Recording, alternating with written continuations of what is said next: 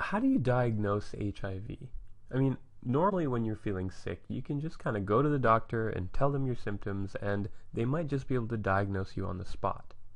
But diagnosing HIV isn't quite that simple, and the reason why is because its symptoms are really non-specific. So, in other words, they're pretty general symptoms. So you might just feel like you have a really bad flu.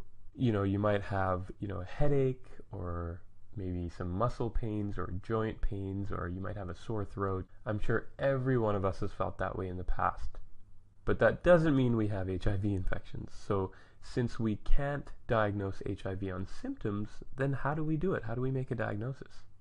Well, we do blood tests. So we look for a few different compounds within the blood. So we can look for antibodies that we've made against the HIV virus, or we can look for bits of the virus itself, maybe some of its enzymes or its proteins or some RNA. So after an HIV infection happens, actually let me draw a graph here to help explain. This might be useful. So here's our x-axis, and we'll put days down here, and we'll say day 0 is when we got our infection, right? And we'll go to a few months here, and then a few years down here. So after exposure to the virus, our immune system is going to kick in, right? It's going to kick in and start to make antibodies. And it takes about a month or so for most people to start making antibodies. And looking for these antibodies, right, testing for the presence of these antibodies is the most common way we diagnose HIV. So look here, you see the antibody levels start to rise about a month after infection. And then they drop a little, partially because remember HIV disrupts our immune systems, right? So they get in the way of how we make our antibodies. But then the numbers start to come back up a bit. So we're starting to get a handle on the virus. So for the time being, more immune cells can remain alive to be making antibodies.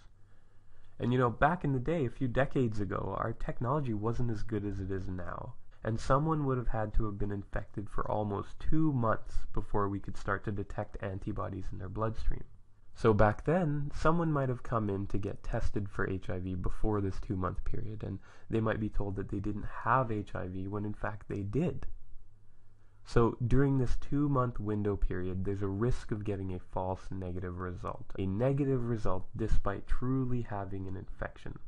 And this is problematic for 2 reasons. I mean, obviously we don't want to get the diagnosis wrong, but also people in this stage are the most infectious, right at the beginning when the infection is just sort of established. But luckily these days we've got better lab technology, better antibody tests that let us pick up on these HIV antibodies a lot sooner. So now instead of 2 months, we can detect antibodies almost as soon as they start being produced. So let's say, for example, it's like a month in, just like on this graph, although it can take longer to produce antibodies. But let's say it's about a month. That'd be about average. So we can detect them earlier not because we're making antibodies any faster these days. We're just better at detecting their presence within our bloodstream now with our tests. So you see our window period that you might get a false negative in now has also decreased. So that's good. So those are antibodies. That's a way of diagnosing an HIV infection by looking for stuff our immune system has produced, right?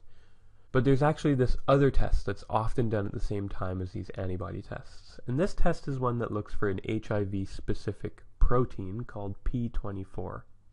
So there's this protein inside the virus called P24, and you can see its concentrations do rise and fall fairly quickly here. Right now I'm drawing out the blood levels that we typically see of P24. So testing for it actually presents an interesting issue, because on one hand, it's great that we can potentially detect it even earlier in an infection than we can detect antibodies, right? So the window period is smaller, about 2 weeks now. But on the other hand, you kind of have to get tested really early on to detect it, or you'll miss it. And that's tough to do when you don't really have many symptoms. And by the way, the reason the concentration falls off here is because once our antibodies start to develop, right, you can see them sort of going up here, they bind to the P24 antigen and form these little complexes which aren't really detectable using our standard P24 antigen test. So let's say for argument's sake that you do test positive on either the antibody or the P24 test or both. What happens then? Does that mean you definitely have HIV? Well, there's a system of double checking just to make sure. So these antibody tests are done by a process called ELISA, enzyme-linked immunosorbent assay.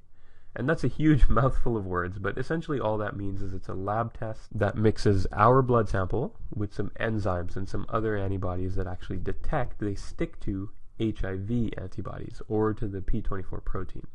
So let me give you some scenarios here. So let's say you test negative for these things. Well, in that case, you can be fairly certain you don't have HIV, and based on your risk factors for HIV infection, you can just get tested again in another 3 to 6 months or so if you feel you're at high risk. But if you get a positive ELISA test, we want to just double check that result, right? Just to be sure that it's the HIV virus that's actually causing the positive result. Because believe it or not, certain conditions like lupus, you may have heard of lupus, or diseases like syphilis can cause this test to be positive. So to really specifically test your blood for HIV, your blood will then move on to a second test, a Western blot. And this Western blot test specifically tests your blood for actual viral proteins. So let's say this is our Western blot testing strip here. We're essentially looking for the presence of some of the proteins that are on the viral envelope. So maybe some GP120 or some GP41 and so on. And we also look for specific proteins that HIV makes. So for example, some of its enzymes like its reverse transcriptase or its integrase. So the Western blot test is just a double check that can detect for actual viral proteins to make sure it's HIV and not something else that's giving you a positive ELISA test result. And so bringing it back to overall diagnosis. So if you have a positive ELISA and a positive Western blot, then a diagnosis of HIV is confirmed. There's a 99.99% chance that you do have an HIV infection. But if your ELISA was positive and your Western blot was negative, then the ELISA, at least for HIV, was a false positive. So there's a super high likelihood that you don't have HIV. Remember, there's some other things that can make the ELISA report positive when it actually isn't. But for the most part, it's still about 99.5% accurate for HIV. And of course, if your ELISA was negative, then again, really unlikely that you have HIV. Unless, of course, you were in the window period when you got tested, in which case it'd be pretty important to get tested again after about 3 months or so, when your antibodies would have time to have developed. So the last thing I want to mention is that it's important to know what subtype of HIV you're dealing with. So we've got 2 slightly different types of HIV virus. We've got HIV-1 and HIV-2, with number 1 being the most common by a long shot. And they're both pretty similar to each other. They cause the same illness. They just have a few different proteins and a few different enzymes here and there. And, you know, the main reason you'd want to know what type you're dealing with is because some of the standard drugs we use to treat HIV-1 don't work very well for HIV-2. So we want to know which one we're dealing with. So we look for their RNA. And that's great because not only can it tell us whether we're dealing with HIV-1 or 2, but it also becomes detectable really early on in an infection, from about day 12. So now our window period potentially can be really small. And so we look for this RNA via nucleic acid testing, NAT, which is not the same as the ELISA or the Western blot that we saw before. This is a special kind of test that can find tiny amounts of HIV nucleic acid in our blood sample. And then when it finds them, it amplifies them. It makes lots of copies of them so we can detect that they're there. So the last thing I'll mention is that there's something called rapid HIV testing, and that's becoming more and more available in more and more places, and that makes testing quicker and easier to do, so more people can get tested. And they're pretty simple. They're not a give a full vial of blood sort of test. All you have to do is just get a swab inside the mouth or a finger prick test just to get a little bit of blood. And the other awesome thing about them is that you can get your results in only about 20 minutes, whereas the tests I mentioned before all take a few days to a week to get your results.